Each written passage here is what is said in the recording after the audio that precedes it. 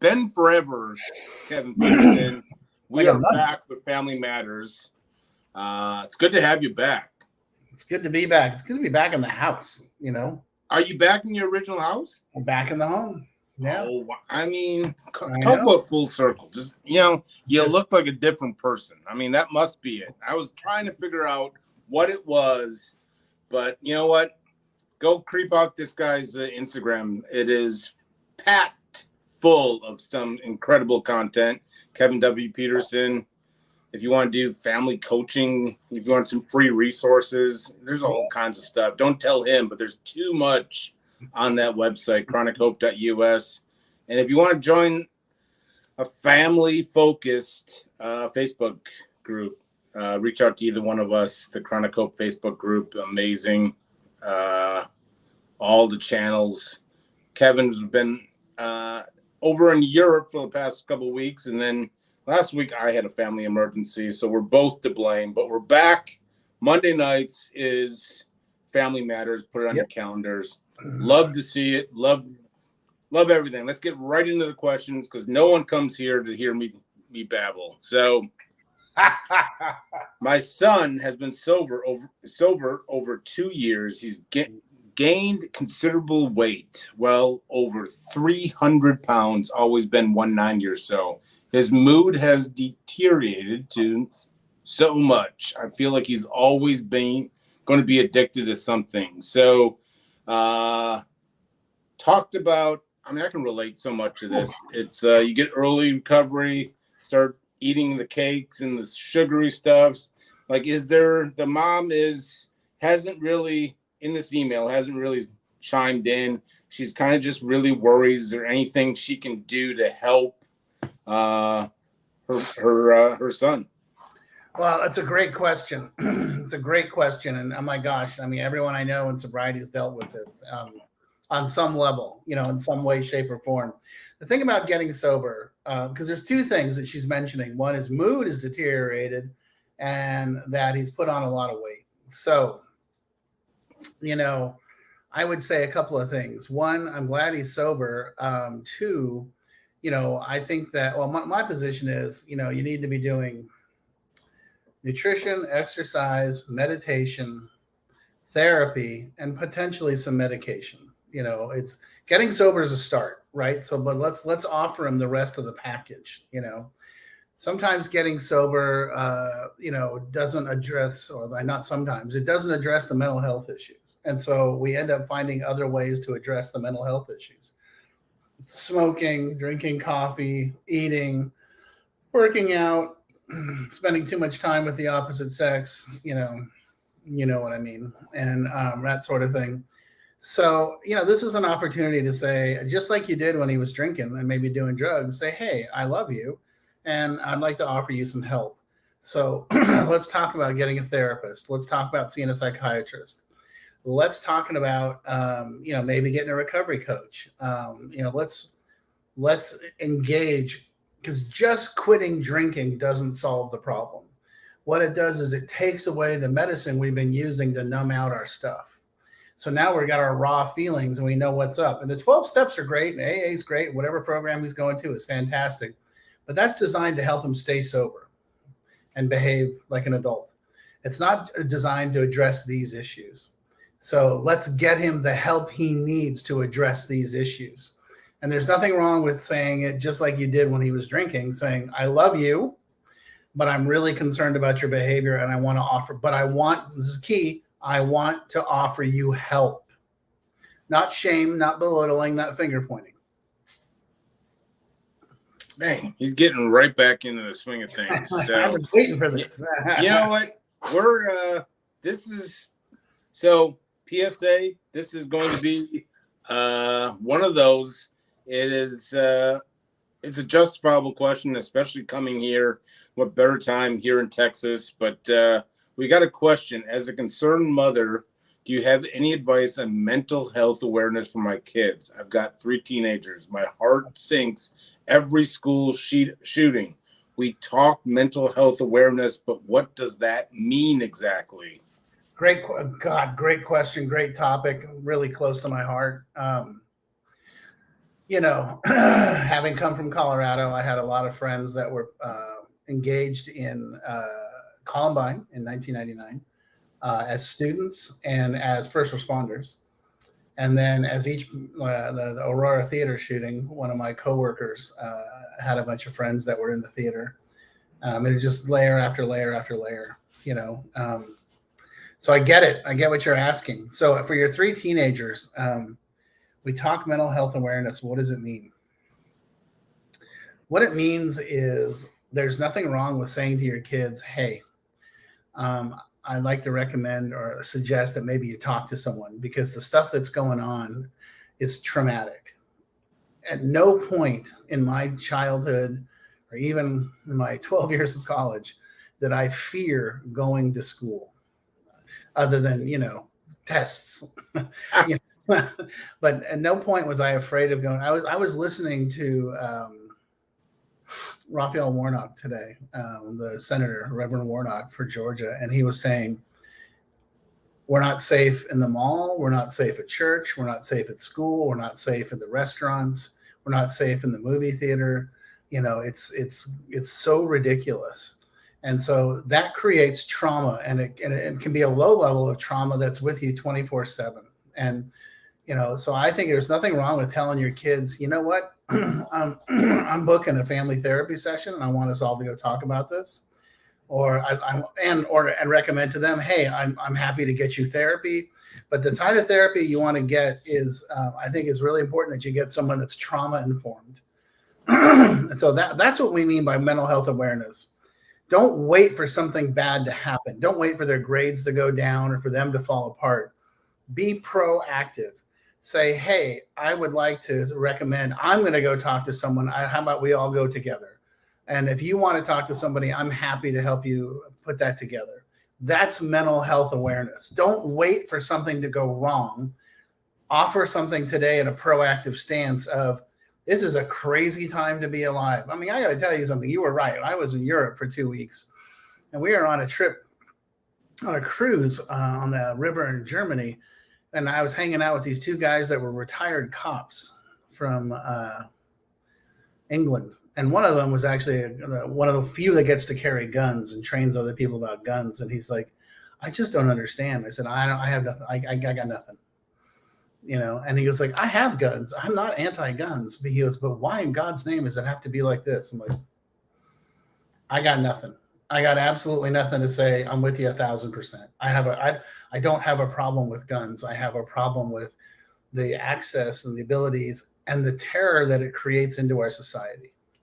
So I think it's critical to understand that that your kids are probably freaking out about it and they just don't know what to do. So offer them a solution and then take them with you. Well done. Got a little well done, Dr. Petersen. We're really struggling with our 16-year-old daughter. Weed, fighting, skipping school, etc., etc. She's on the verge of getting kicked out. Your thoughts on boarding schools? So this is a mom and a dad looking like she may not even be welcome back at the public schools or something, been in and out, been kicked out, moved. So any experience and any insights on these boarding schools and kind of adolescent, treatment, kind of the whole continuum, let's just say? Sure.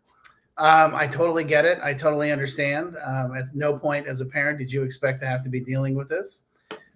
Let's be clear. Your daughter's not a bad person. She's just struggling with something. Let's get her the help she needs.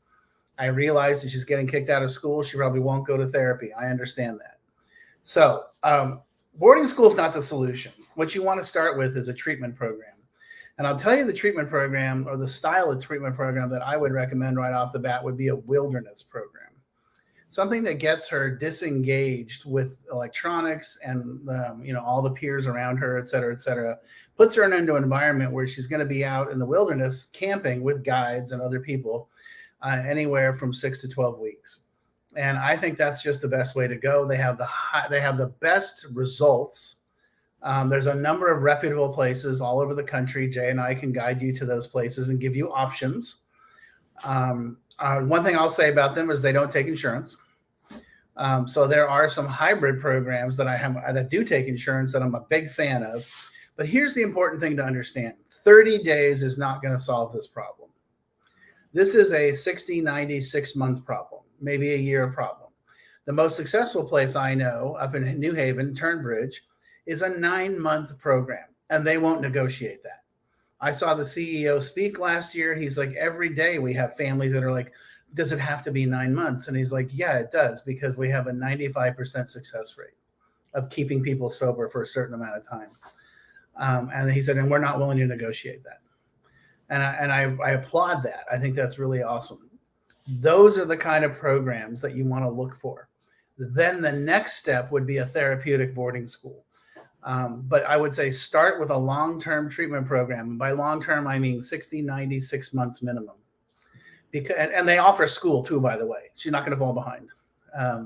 That's the initial place. And if you need help finding what those places look like, you can email Jay, you can email me, you can read my book. It's all in there. How to pick a place, how to go after it. We can show you how to find these places. They're all over the country. There's all sorts of different kinds. So that's my answer. I get this all the time. When I opened my private practice in 2014, the state of Colorado legalized recreational marijuana. And there was a line at the door of people with their 16-year-olds that were like, well, I got nothing. And I'm like, yeah, it's okay. I can help you with that. And let me show you the solution. And I know your immediate thought is, oh, let's just do IOP so she can stay at home, or let's just do therapy. That's not going to work. It's not going to work. Let me help you. Don't waste your money and time. Take the plunge, put her into a facility that's going to keep her and rearrange her way of life, and work with the family. And we have definite places that we love. So that's the answer to that one. He won't say it either. This is also a perfect opportunity. This is what family coaching, this is what Kevin Petersen does at Chronico. Yeah. So, as always, one of these questions, like if you're a mom or dad, I strongly suggest just calling Kevin, getting it, just to talk through. And if he's right, saving so much money in the long run, don't choose a treatment or a plan and then call Kevin and say it didn't work. You might as well set the foundation right. He won't say it, but I will. But absolutely couldn't agree more with whatever Kevin's saying. So my 22, go ahead. No, thanks. All right. My 22-year-old son is 7 months sober. It's been a long road. I'm staying out of his business and doing my own work. Basically, Kevin, she's pointing that out. He's a talented musician and artist, but states he can't do those things anymore. So much like kind of our first original question, it's kind of getting away from long-standing passions and kind of this. I get it. The people get, early in recovery, they get real fearful about doing some old past passions. What do you got for them? Well, I'm really proud that you say you're doing your own work, and that's fantastic. I'm excited that people are starting to point that out in the questions now. So that just means, Kevin, you're getting through to people. If no one's told you today, you're getting through to people. Okay, good. I'm glad to hear that. And it makes me really happy. One of the answers I would give you, and Jay kind of touched on it, is when we first get sober, we get a little tripped out about going back to our old world. So musicians, and artists, engaging in that old world might be kind of scary for him because those are probably people that he spent a lot of time using with. And a lot of musicians and artists are like, well, I was better when I was using. And I want to let you know, there is a long list of sober artists and sober musicians that are like, yeah, that's crap. Just total crap. So, and very famous ones too. So let's just be clear. Now, the other side of it is he's 7 months sober. Give him time. It took me a long time to sort of recapture myself and come back to planet Earth. If he's engaged in recovery and he's engaged with his people, one thing I'll guarantee you is that he will find himself, he will find his passion, and it may be art, it may be music, or it might be a different style of something. It will come back. Let it come back on its own.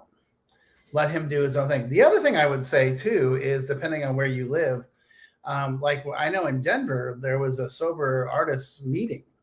There was it was an AA meeting where there were artists and musicians that used to get together, and they didn't play music. It was just about being of that style of person and having that kind of meeting. And I suspect they may have something similar.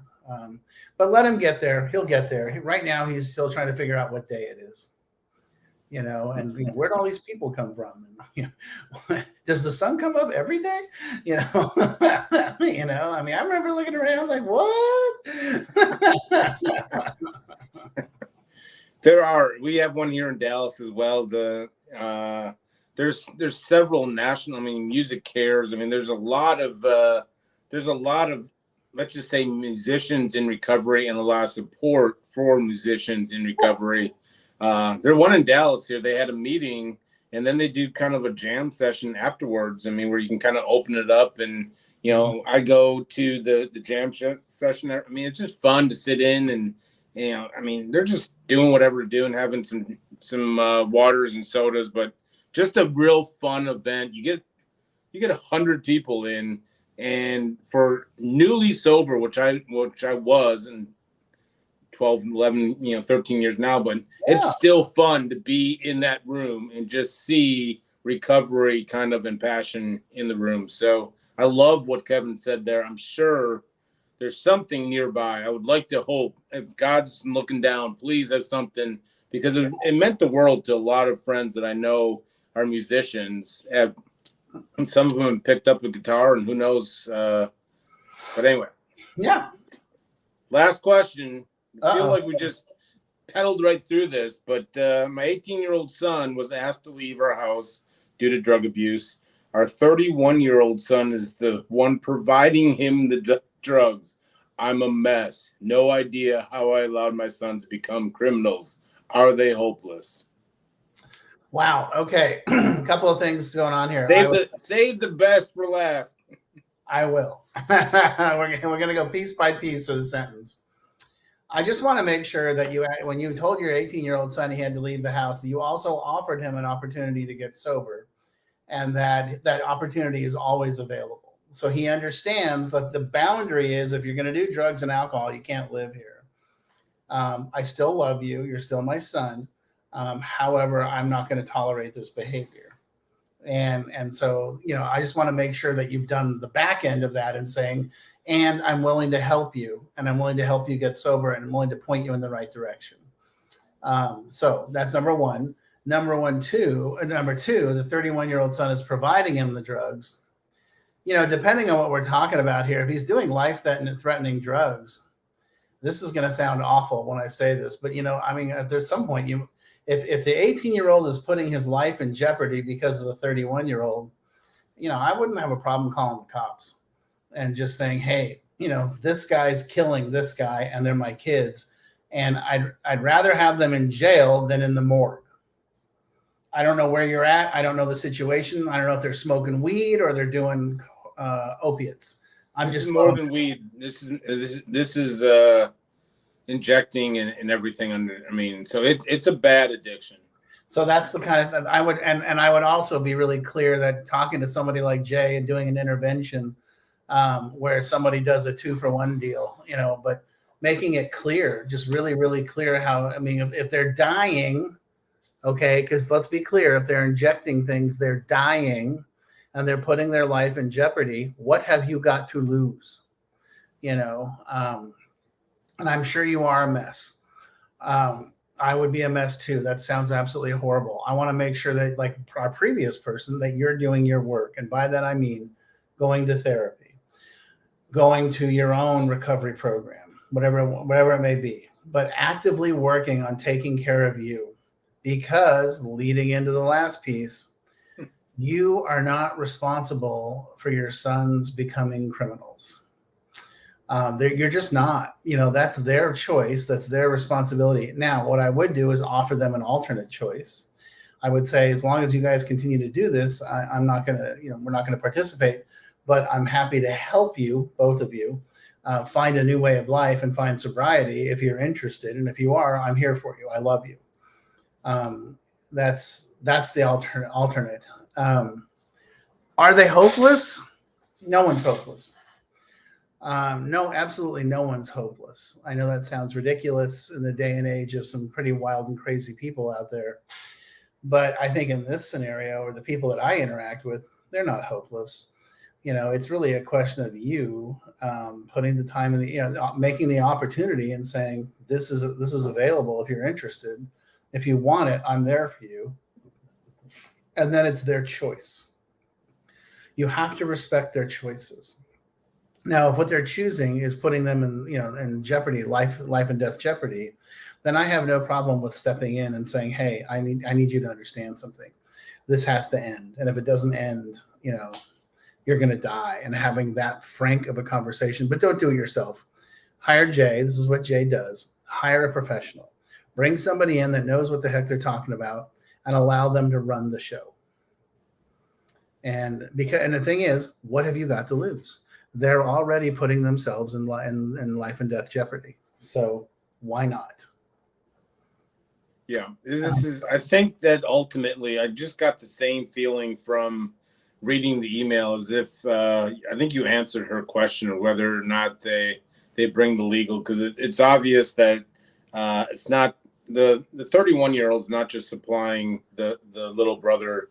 He is an active drug dealer, and so I think it breaks my heart just reading it, but I can only imagine the mom and dad or mom. This is a family in this whole situation, but no one's hopeless. I can say that. So no one's hopeless.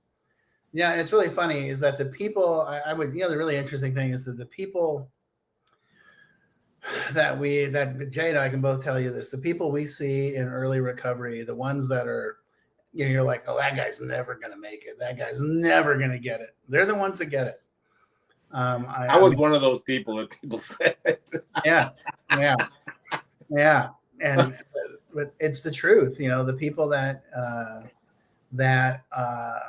sometimes have the most awful situations are the ones that get it, because they're like, well, I don't want to go back to that. And then the people that have more the sort of the, I don't want to say lighter versions, but maybe we're just like, well, okay, I'm sober curious. It's like, I'm not sober curious. If I don't do this, I'm going to die.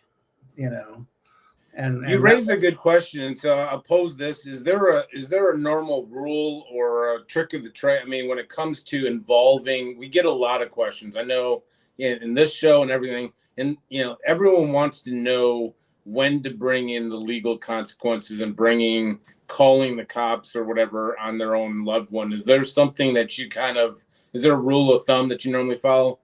Yeah, when they're putting their life in jeopardy, that's when I step in. I have no problem telling them, yeah, you know what, because I don't want you to get the call tomorrow. Yeah. Hey, you need to come identify your kid. That's the call nobody wants, and that's the call that terrifies people. So if that's where we're at, if that's the ballpark they're playing in, you have nothing to lose. Yeah. Well, great. I think we'll dismiss you. I think you certainly brought everything. Here I'm thinking that we could trip you up after a long break, but it's almost as if you just practice in the mirror every single day. I don't think I can trip you up, but well, Kevin, we're going to do this every Monday. I don't think hopefully not another break coming up, but if you got questions, if you're watching a replay, don't hesitate to put it in the comments. We'll get to it. You can always reach out to either one of us. I strongly, strongly encourage you to go to family or chronichope.us, not familymatters.com. We don't have that website yet, but chronichope.us, and get all kinds of free resources and reach out to Kevin or myself, and we can point you in the right direction. So, definitely. Kevin, another week. Jay, it's a pleasure. I missed you desperately, terribly. I Facebook stalked you on your trip, so you're always right near my heart. I watched the pictures and then all this Instagram content. It was almost like you were talking directly to me sometimes. So I appreciate it. So my pleasure. I enjoy this. I enjoy spending my Monday nights with you. This is awesome. Let's do it next Monday if they don't cancel us. Sounds good.